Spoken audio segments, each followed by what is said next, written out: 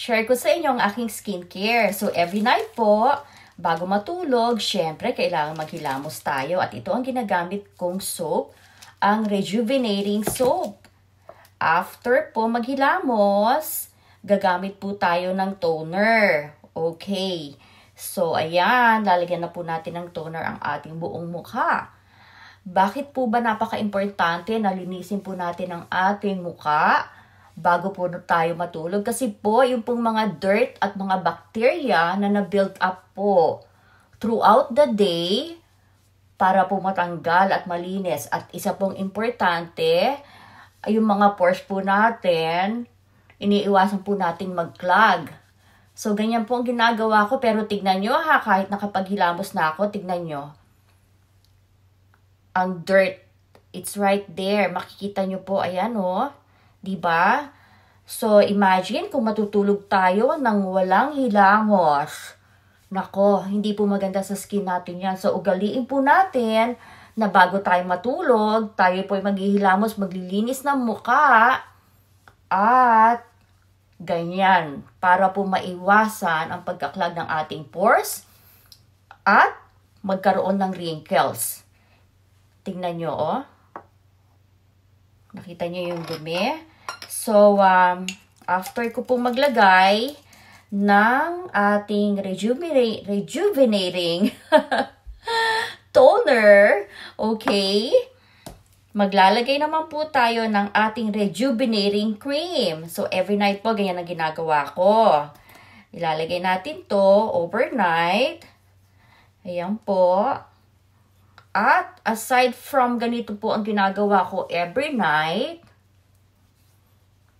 once a month po, nagpapa-appointment po ako sa aking esthetician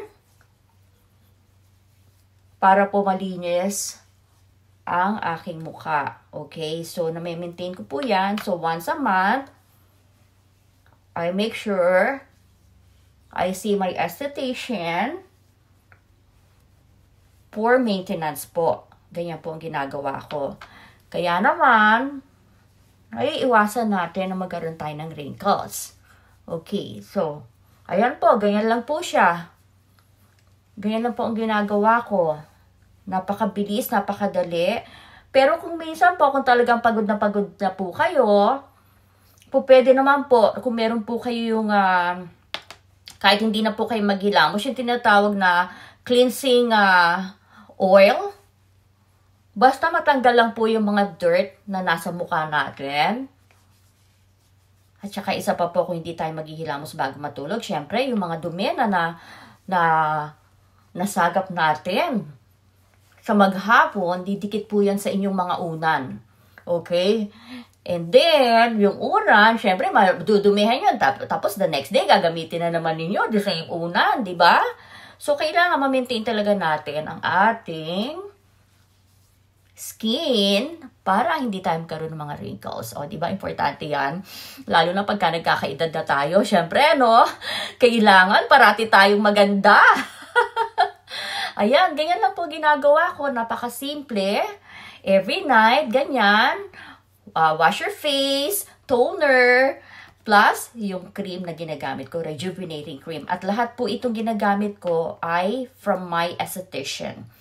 So, hindi po ako bumibili ng mga over-the-counter or yung mga nabibili sa mall na mga pang-beauty cream. Ito po ang ginagamit ko na galing mismo sa aking esthetician.